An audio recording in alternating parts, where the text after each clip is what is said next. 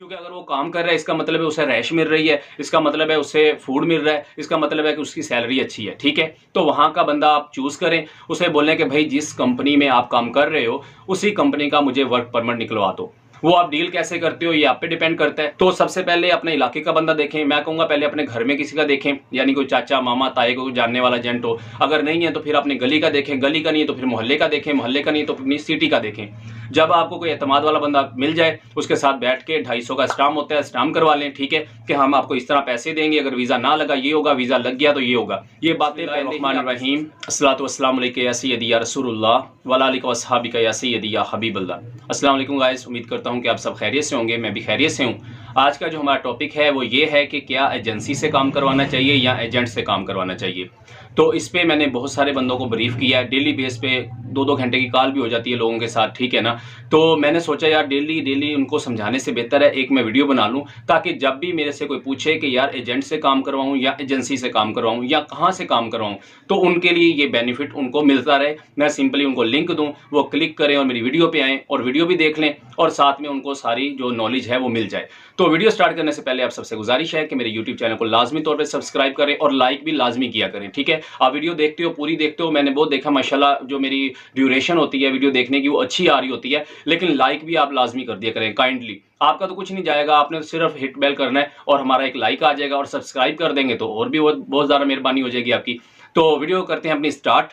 यार ऐसे बात है कि जैसा कि बहुत सारे भाई रात को भी बहुत सारे भाई पूछ रहे थे कि भाई हमने रोमानिया के लिए काम करवाना है। पहले नंबर पे तो ये पूछते हैं कि रोमानिया के लिए काम करवाना चाहिए या नहीं करवाना चाहिए।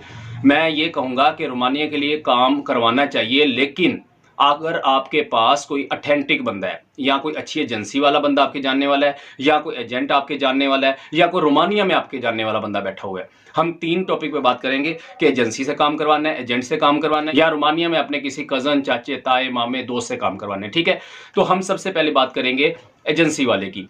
मैं हमेशा ही कहता हूं कि अगर आपकी कोई एजेंसी आपके इलाके में अच्छी है, जो कि आप ब्यूरो ऑफ इमिग्रेशन से चेक करें, उनका रैकेट चेक करें कि उनका रैकेट अच्छा है, ठीक है, तो आप वहां जाएं, उनसे अपनी पूरी केस की डिटेल लें, अपनी उनको पूरी बात बताएं कि मैं जाना क्यों चाह रहा हूं, क्या सीन है। और कभी भी एजेंसी वाले को ये ना बोलें कि वहां जाके मैंने भाग जाना है। आप सिंपली बोलो कि भाई मैं अपने घर वालों की कफालत करना चाहता हूं, इसलिए मैं रोमानिया जा रहा हूं, मैं भागने के लिए थोड़ी जा रहा हूं। वो तो अल्लाह बेहतर जानता है कि आपके दिल में है क्या। ठीक है ना, तो मैं भी आप सबसे यही गुजारिश करूंगा, जो मेरे भाई चले गए हैं, ये जिन्होंने जाना है, ये जिनकी टिकटें हो चुकी हैं, प्रोटेक्टर हो चुका है, कोशिश करें कि रोमानिया में स्टे करें, ताकि जैसे हम जैसे लोगों ने भी आना है तो हमारे लिए भी कोई रास्ता खुला रहे। ये ना हो कि रोमानिया बिल्कुल ही वीज़े देना बंद कर दे। तो आप अपने इलाके में एजेंसी चेक करें। जैसे कोई इस्लामाबाद से कल एक भाई मुझे पूछ रहे थे कहाँ से काम कराऊँ। अब मैं बैठा हूँ मुल्तान, ठीक है, या मुल्तान से भी इधर बैठा हुआ हूँ खानेवाल में। अब इस्लामाबाद का बंदा मुझसे पूछ रहा है, उसकी वजह यह है ना कि भाई लोग सर्च नहीं करते हैं। ठीक है, तो मैंने कहा जब उनको बार बार बताने से बेहतर है कि मैं एक वीडियो बना लूं।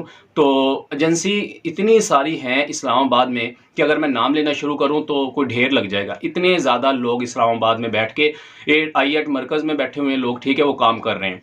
तो मैं आपसे ये कहूँगा कि अगर आपके एजेंसी में हाथ पड़ता है, आपका कोई जानने वाला एजेंसी में है या कोई रेपुटेशन अच्छी है एजेंसी की आपके इलाके में है, तो उनके पास जाएं, अपना केस डिस्कस करें। अगर आपको लगता है कि बंदे वैलिड हैं उनको एडवांस दे दें, अगर आपको लगता है बंदे वैलिड नहीं हैं तो उनको एडवांस ना दें। ठीक है, और उनके साथ पहले ही सारे मामला तय कर लें कि जब मेरा वीज़ा लग जाएगा, जितनी अमाउंट हमारी फिक्स हुई है मैं उतने पैसे ही दूंगा, बेशक कल को यूरो बढ़ जाए, बेशक यूरो कम हो जाए। और अगर आपने यूरो में की है तो आपको पूरे पैसे देने चाहिए, फिर बहस नहीं करनी चाहिए कि तब यूरो का रेट ये था अब 300 से ऊपर है।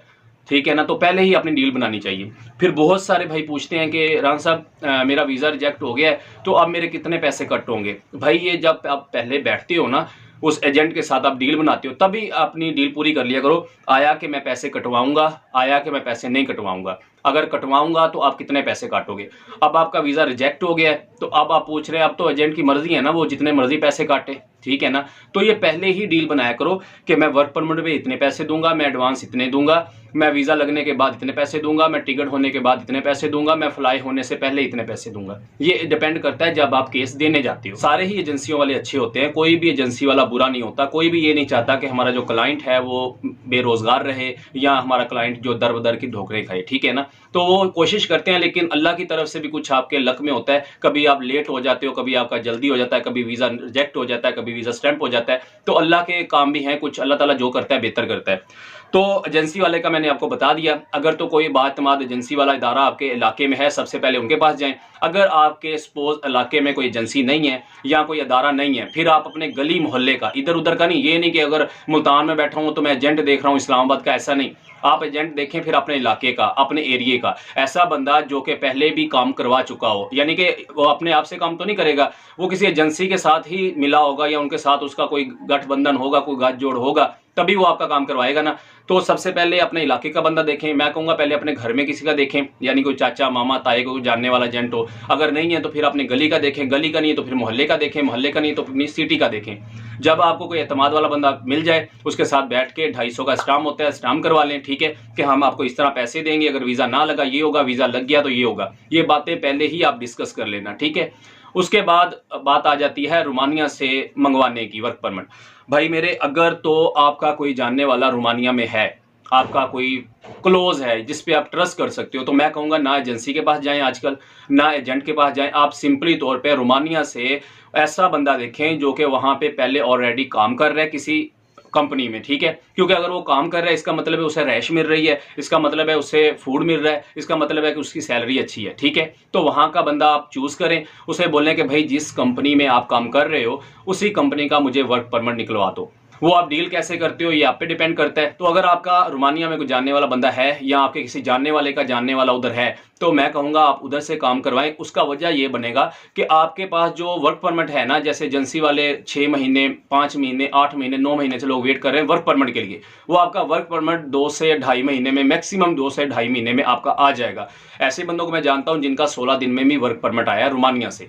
तो अगर आपका वहाँ से वर्क परमिट आ जाता है तो फिर आपका काम बच जाता है कि आपने अपॉइंटमेंट लेनी है और अपनी वो क्या कहते हैं टिकट करवानी है और अपनी इंश्योरेंस करवानी है, ठीक है, ताकि आप इंटरव्यू वगैरह दे सको। सिंपली वो टिकट भी आपको डिमी शो करवानी पड़ती है जब आप जाते हो वहाँ पे, वो तो खैर बात की बातें हैं। फाइल रेडी करना वो आप किसी से भी फाइल रेडी करवा सकते हो, या जो परमिट निकलवा के दे रहा है उसके भी जाहिर सी बात है सोर्सेज होते हैं, आप उनको भी कह के उनके साथ डील बना सकते हो। मैं कहूँगा पहले आप वर्क परमिट की डील बनाएं। वर्क परमिट आने के बाद अगर आपको कोई वैलिड बंदा नहीं मिलता कि जो आपका फर्दर जो प्रोसेस कर सके, तो फिर आप उसी के साथ रब्ता करें कि भाई जैसे आप हमें एतबार वाले बंदे लगे हो, इसी तरह हमें कोई अपना एतबार वाला बंदा दो।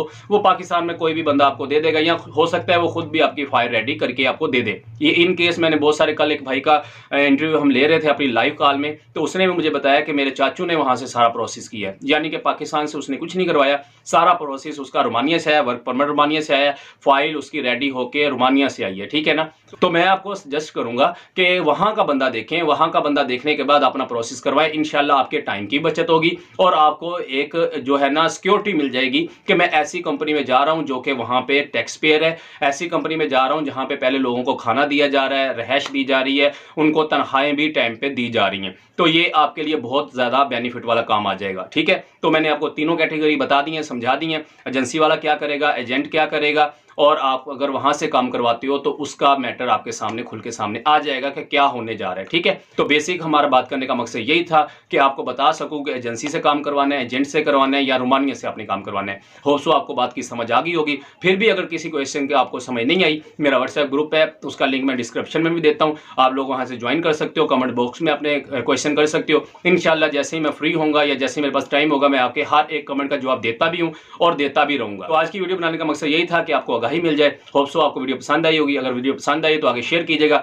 जितनी आप वीडियो शेयर करेंगे लोगों का फायदा होगा, अल्लाह आपका भी भला करेगा और साथ में मेरा भला भी करेगा। इंशाल्लाह आपसे मिलते हैं नेक्स्ट वीडियो में। अपना बहुत सारा ख्याल रखिएगा। अल्लाह हाफिज।